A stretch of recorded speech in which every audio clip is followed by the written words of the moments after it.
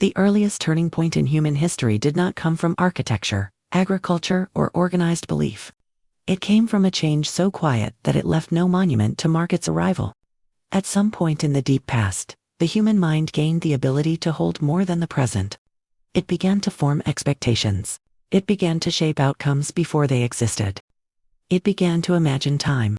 The evidence of this shift survives only in fragments, yet those fragments carry unmistakable signs of a new kind of thinking.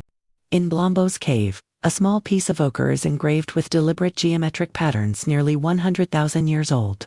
The marks are not pictures but structures. They reveal a brain discovering order, rhythm, and repetition, the same cognitive tools that later allowed humans to organize labor, record events, and build systems of meaning. Deep inside Brunei Quell Cave, far from natural light, a ring of broken stalagmites lies exactly where ancient hands placed it almost 176,000 years ago. Constructing it required coordination and a shared plan. It shows that long before humans carved symbols, they were already capable of forming intentions that outlasted the moment. At Shakiningen, wooden spears crafted around 300,000 years ago demonstrate standardization, balance, and purpose. These tools were made not for immediate need, but for cooperative hunts that demanded preparation and anticipation.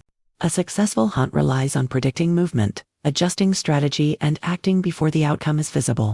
Across these distant sites, the same pattern emerges. Early humans were learning to think across time. They selected materials long before they used them. They revisited the same seasonal grounds with an accuracy that required memory and expectation. They shaped environments with the understanding that consequences extended beyond the present. This quiet cognitive expansion formed the foundation for later achievements. The ability to create order, coordinate groups, and pass down meaning relied on a deeper skill that evolved long before the first settlements or systems of knowledge appeared. A mind that could imagine what was coming could also build structures that depended on stability, continuity, and shared understanding. And as this capacity grew, it began to change every aspect of human life, from survival to cooperation. It also defined the world in which the next stage of human cognition would unfold. This is where the story of the mind before foresight begins. Before humans learned to think beyond the present, the mind belonged almost entirely to the moment. For most of prehistory, attention was shaped by what the eyes could see or the ears could hear. Danger, opportunity, and movement dictated nearly every decision. This was not ignorance. It was the operating system of a world where survival depended on responding faster than the environment could change. Early hominins carried impressive abilities. Homo erectus mastered fire, crafted stone tools with precision, and spread across continents long before anatomically modern humans appeared. Yet their lives reveal a pattern consistent across thousands of sites. They moved when resources shifted. They hunted when prey was near. They built shelters when weather demanded it. Their choices were tied directly to the conditions unfolding before them. Neuroscience helps reconstruct this earlier cognitive landscape. In primates, memory fades quickly unless reinforced by repeated experience. Planning is limited to seconds or minutes. The brain predicts only what it has repeatedly seen. A chimpanzee can prepare a tool for a hunt, but it cannot plan for a season or anticipate a pattern it has not yet observed. Early humans lived inside a similar temporal boundary. The archaeological record shows intense bursts of activity in one location, followed by sudden abandonment. Tools were shaped on site for immediate use. Large animals were processed rapidly to avoid scavengers. Movements across the landscape were dictated by the rhythms of prey, water, and shelter, not by imagined futures. Even social cooperation, though complex, remained anchored in the present. Groups formed alliances, shared food, and defended territory. But these bonds were reinforced by recent events, not long-term commitments. A future-oriented social system had not yet emerged. Yet the human brain was slowly changing. Larger populations increased social complexity. More refined tools required more steps and better memory of sequences. Longer childhoods created extended learning opportunities. These pressures gradually expanded the brain's capacity to hold information over longer spans of time. What looked like small improvements carried enormous evolutionary weight. A slightly longer memory made it easier to track where resources had been found days earlier. Better spatial awareness allowed groups to navigate landscapes more confidently. Richer emotional bonds encouraged cooperation beyond immediate gain. These incremental changes did not yet create foresight, but they stretched the mind's timeline. They turned a series of disconnected moments into patterns, and patterns into expectations. By the time early Homo sapiens appeared, the foundation for future-oriented thinking was already forming, even if no individual understood the shift. The brain was beginning to connect past and present in a way that made the next step possible. And the archaeological record captures the first signs of that breakthrough. Those signs form the earliest concrete evidence of future thinking.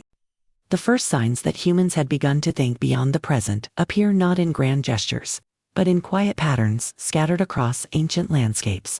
They do not resemble later civilizations, yet they reveal something far more fundamental. They show a mind beginning to anticipate.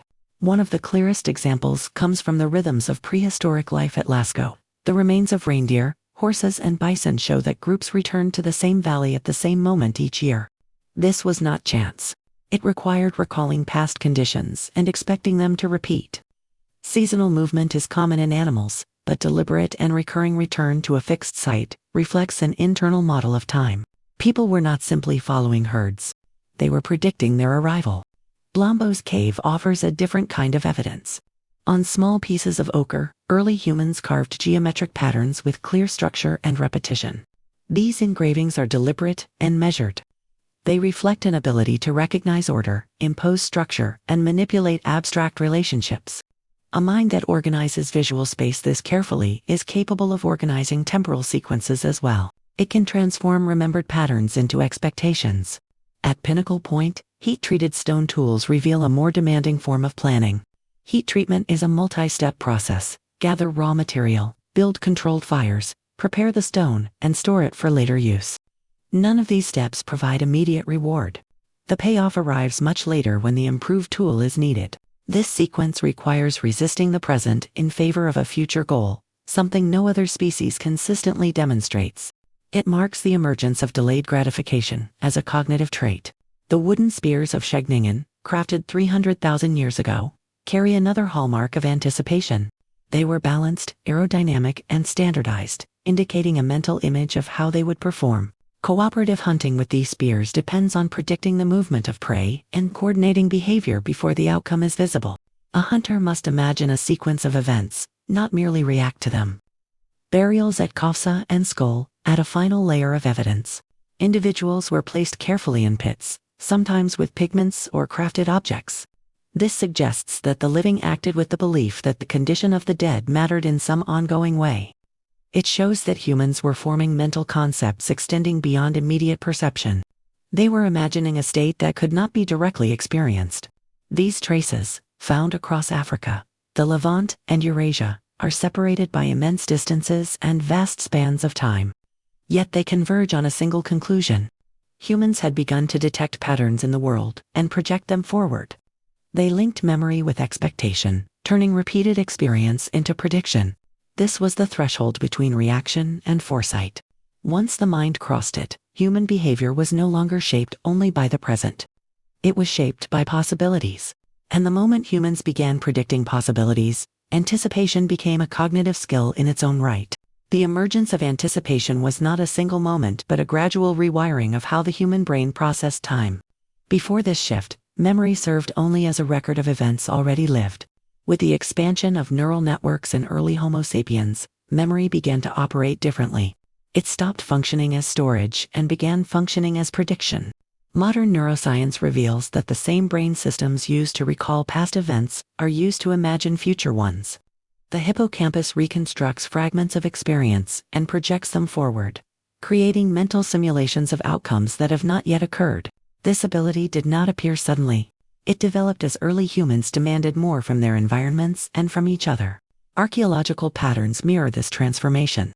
Stone knapping techniques became more complex, shifting from single-step actions to multi-stage sequences. A toolmaker no longer focused only on the stone in hand. He held a mental image of the finished blade, shaping each blow to match an outcome still several steps away.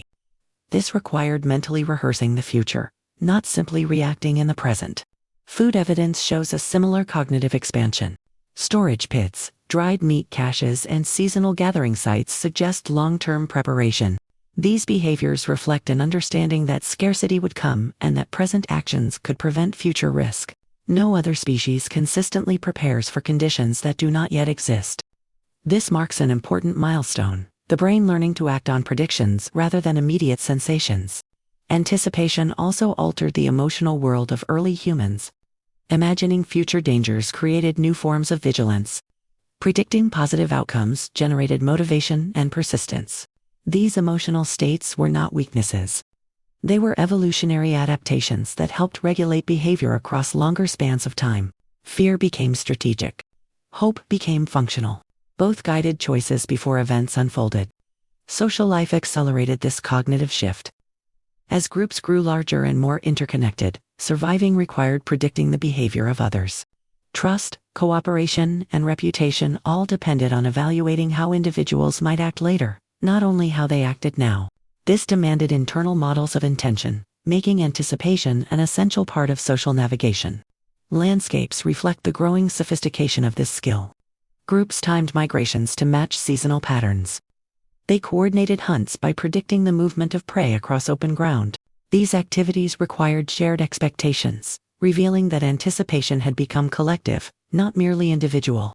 Over many generations, the human brain learned to combine memory, prediction, and evaluation into a single cognitive process. This was the true invention of anticipation.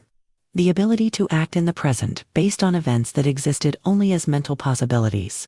With this ability, humans no longer lived only inside the moment. They began shaping their behavior according to imagined futures. And once anticipation took root, another ability emerged naturally from it. Planning became the next major step, turning future thinking into a practical tool for survival. As anticipation took root in the human mind, it sparked a change far more significant than sharper tools or stronger bodies. It allowed early humans to design their actions before those actions unfolded. Planning was not merely an ability. It was a new form of survival. The archaeological record reveals the earliest signs of this transformation. At sites across Africa, storage pits containing preserved seeds and dried meat show that communities were not waiting for scarcity to strike. They were preparing for it long in advance. This shift from reacting to preparing marks a fundamental departure from the behavior of other species. A stored resource is a promise to the future, and keeping that promise requires coordinated effort across time. Planning reshaped toolmaking as well. Stone flakes gave way to multi-stage technologies such as the Lavala method, a process that unfolds like a sequence of deeply memorized steps. The toolmaker begins with a raw core, shapes it gradually into a structured form, and releases a final flake only when its geometry is precise. This method reflects not just intelligence, but temporal thinking. Each strike anticipates the next. The entire technique depends on imagining a finished object long before it exists. Hunting strategies evolved under similar pressures. Evidence from Seeningen, Boxgrove, and other sites indicates that early humans coordinated their movements before engaging prey. Tracks were studied, vantage points chosen, and hunters positioned according to a shared plan.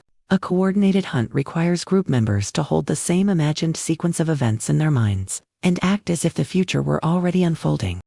This made hunting less dependent on luck and more dependent on foresight. Shelters show the same cognitive leap. Simple windbreaks were replaced by more durable dwellings built with reinforced frames and carefully placed hearths. These structures prepared groups for cold seasons long before harsh weather arrived. They were investments in continuity, physical expressions of a decision to stay and to survive. Planning also changed how humans moved across landscapes. Migration routes aligned with predictable shifts in climate and vegetation. Groups learned the timing of seasonal rivers, animal migrations, and flowering cycles, turning the environment into a calendar they could navigate year after year. The world became less uncertain because humans learned to map time onto space. With planning came new advantages. Communities could buffer themselves against unpredictable shortages. Cooperation became more efficient because tasks could be divided across days or even seasons. Children raised in stable environments survived at higher rates, reinforcing the cognitive capacities that made planning possible. But planning had a cost too. It tied emotions to imagined futures. Fear now stretched beyond immediate danger, and hope stretched beyond immediate success. Humans began to feel the weight of what had not yet happened. This new emotional landscape would grow larger and more complex as planning became central to daily life. And from that emotional complexity, another transformation emerged. Future thinking began to reshape the inner world itself, giving rise to feelings that no earlier species had ever experienced. The rise of future thinking did more than change how early humans acted. It changed how they felt. For the first time in the history of life on Earth, a species began to experience emotions tied not to the present, but to imagined worlds that had not yet occurred. This shift is visible in the archaeological record, long before it appears in myths or stories. Communities stored food with remarkable care, arranged shelters in strategic clusters, and chose defensible positions overlooking open ground. These decisions reveal an internal state shaped by uncertainty. Not fear of what was happening, but fear of what could happen. It was a new kind of tension, one that reached forward in time. Future-oriented fear differed from instinctive alarm. It endured. It guided preparation, cooperation, and vigilance even in moments of safety. It prompted groups to set aside resources, repair tools, and reinforce shelters while threats remained unseen. This persistent form of fear required imagination because it asked people to respond to possibilities rather than danger itself. Hope emerged alongside this deeper fear. Animals chase opportunities, but early humans began to invest in outcomes that demanded patience and perseverance. Long-term hunting strategies, multi-step toolmaking, and the careful gathering of pigments for rituals all point to a belief that present effort could create a better future. Hope was not wishful thinking. It was a cognitive engine that kept communities engaged in long-term tasks that offered no immediate reward. Anxiety took on a new role as anticipation grew more complex. Neuroscience shows that anxiety activates networks responsible for mental simulation, helping individuals compare scenarios and avoid unseen risks. In prehistoric life, this meant choosing safer routes, checking food caches, and adjusting travel patterns before conditions forced action. Anxiety protected communities by encouraging constant evaluation of the future.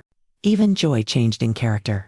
Many species experienced satisfaction after eating or resting, but only humans began to feel joy shaped by time.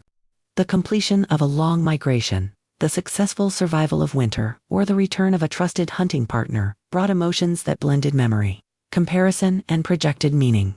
These experiences required a mind that could link past effort with present outcome. As emotions stretched across longer periods, they also grew more social. A shared sense of danger deepened solidarity. Shared hope unified groups during demanding tasks. Shared grief reinforced bonds by recognizing the long-term value of individuals within the group.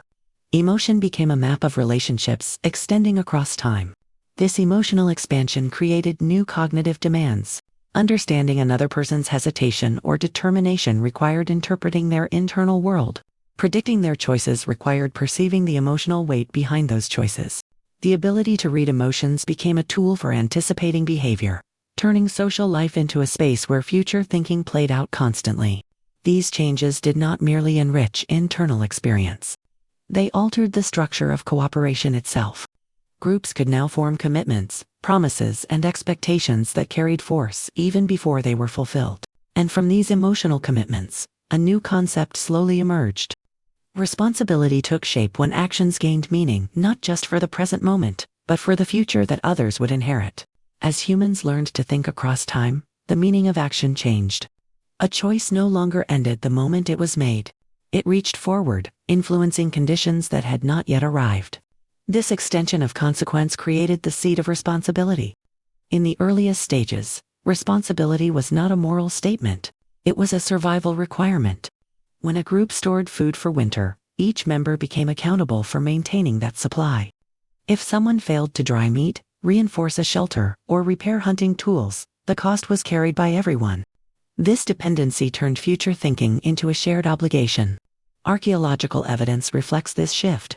Large game kills at sites such as Sextingen and Boxgrove were butchered and distributed in patterns too even to be explained by dominance alone. The meat was shared in a way that implies coordinated expectation rather than opportunistic feeding. Individuals contributed to a system in which their effort affected the group's stability days or weeks later. Communal hearths and shared work areas reinforce this picture. Plant materials were processed together, pigments were ground in collective spaces, and tools were manufactured in sequences that required multiple hands. Each step depended on someone anticipating their part in a chain of actions. This coordination is one of the earliest forms of social responsibility. Once responsibility existed, behavior could be interpreted through a broader lens. A neglected task was not simply a mistake. It was a threat to group survival. A failure to store enough water before dry seasons or to repair a shelter before storms placed the entire community at risk. These failures had consequences, even if no penalties were formally defined. Out of these shared expectations, early morality emerged. Not as a set of laws, but as a pattern of judgments shaped by time. A moral act was one that protected collective futures. An immoral act was one that endangered them. This framework did not require writing or doctrine. It formed naturally wherever individuals depended on one another across extended periods. Social emotions strengthened these emerging norms. Guilt signaled that someone had violated an expectation they understood. Shame warned that their actions disrupted the group's long-term plans. Gratitude reinforced cooperation by rewarding those who fulfilled their roles.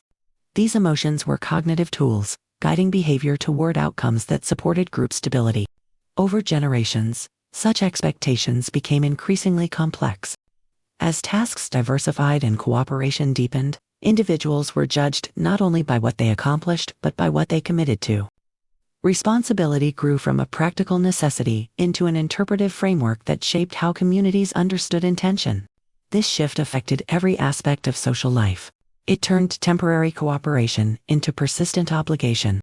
It made reputations matter, because a reliable person could be trusted to protect the future. And it embedded the idea that actions carry meaning beyond the moment, forming the earliest structure of moral reasoning. As responsibility and morality took hold, they began shaping a new kind of internal experience. A person could now look at their choices and see them reflected in the lives of others across time. This expansion of consequence did more than organize behavior. It prepared the mind for a deeper transformation, the ability to reflect on itself. The moment humans learned to imagine the future, the world stopped being a series of events and became a field of possibilities. With every new step in planning and cooperation, another layer of awareness unfolded. People no longer lived only inside the conditions they could see. They lived inside outcomes they had not yet reached. Archaeology captures the quiet evidence of this transformation. Communities reinforced shelters months before winter. They returned to the same valleys with timing precise enough to match seasonal migration patterns. They crafted tools that required hours of preparation for moments that had not yet arrived. These choices reveal a mind that was beginning to guide the future instead of waiting for it. This new relationship with time reshaped human life from the inside out. Cooperation became more stable because groups depended on each other across longer spans. Responsibility gained meaning because the effects of one person's actions stretched into the lives of many. Emotions deepened because hope and fear now extended well beyond immediate events. But this expansion of thought carried an unexpected consequence. By imagining future success, humans also imagined future loss. By planning for what they wanted, they recognized what could be taken away. For the first time, a species felt the weight of threats that were not yet present. Evidence for this mental burden appears in the choices prehistoric groups made. They selected high ground not only for visibility but for reassurance. They built camps and formations that shielded the young and the weak. They collected pigments and ritual objects that seemed to answer anxieties no physical tool could resolve. These acts point to a world where the unseen mattered as much as the immediate. This was not fear in the animal sense, triggered by the snap of a branch or the shadow of a predator. It was a deeper, more enduring fear shaped by possibility. Fear of hunger long before hunger arrived. Fear of darkness even when the fire still burned bright. Fear of losing the fragile stability that planning helped create. Such fears did not weaken human communities. They bound them together. To confront the unknown, groups coordinated more tightly, shared information more widely, and developed rituals that gave structure to uncertainty. The landscape itself became a map of precaution. Caves, ridges, and river crossings were chosen as much for symbolic security as for practical safety. Over generations, these early fears became one of the most influential forces in human life. They guided where people settled, how they organized their groups, and what explanations they searched for when nature acted without warning. Fear became a lens for interpreting storms, illness, darkness, and death. It shaped the stories people told, the decisions they made, and the alliances they formed. By the time future thinking was fully established, humans were no longer navigating only the physical world. They were navigating an imagined one as well, filled with dangers that demanded understanding and control. And those ancient fears, born from the moment the mind first looked beyond the present, would become the earliest architects of human civilization. Echoes of Sapiens. If stories like this remind you what it means to be human, subscribe and keep exploring with us.